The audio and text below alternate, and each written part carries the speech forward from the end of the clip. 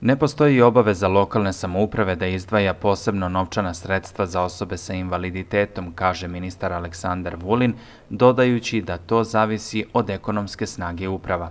Prema njegovim rečima, država daje finansijsku podršku da bi to bilo održivo. Ove godine smo izdvojili 550 miliona dinara u Nacionalnoj službi za zapošljavanje za subvencionisanje zapošljavanja osoba sa invaliditetom. Vi znate, postoji zakon po kome svaki poslodavac koji ima više od 20 zaposlenih dužan da zaposli jednu osobu sa invaliditetom. Ukoliko to ne radi, on čak plaća penale.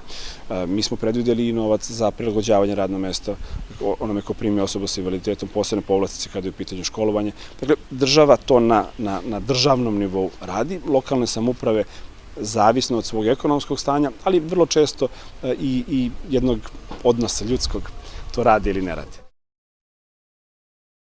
Srbija je zemlja zasnovana na solidarnosti i humanosti i zato je dužnost celog društva da svim osobama sa invaliditetom pomogne da poboljšaju uslove života, gledajući pre svega na njihove elementarne potrebe, a ne samo na mogućnosti države, rekao je predsjednik Srbije Tomislav Nikolić, tokom susreta sa delegacijom Saveza slepih Srbije. Povodom 70 godina postojanja Saveza slepih Srbije, predsjednik Saveza Milan Stošić uručio je Nikoliću plaketu u znak zahvalnosti za saradnju, humani doprinos i nesebičnu podršku slepim i slabovidim licima u Srbiji. Ne postoji tačna evidencija koliko u Čačku postoji osoba sa hendikepom, kaže predsjednik Udruženja paraplegičara Čačak Vladan Petković, dodajući da postoji dosta naših sugrađana koji imaju tu dijagnostiku.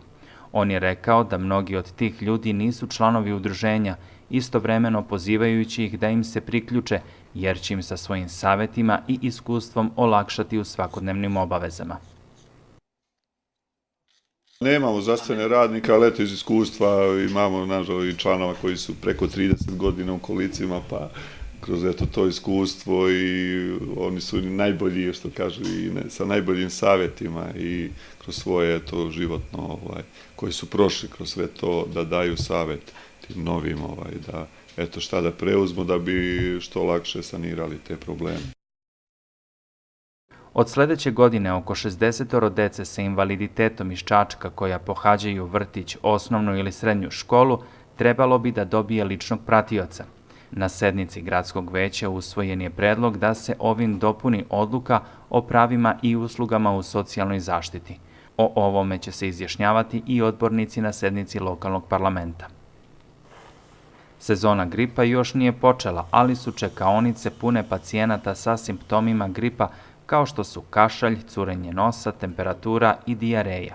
U Ministarstvu zdravlja su potvrdili da do kraja nedelje u Srbiju stiže 248.256 doza vakcine.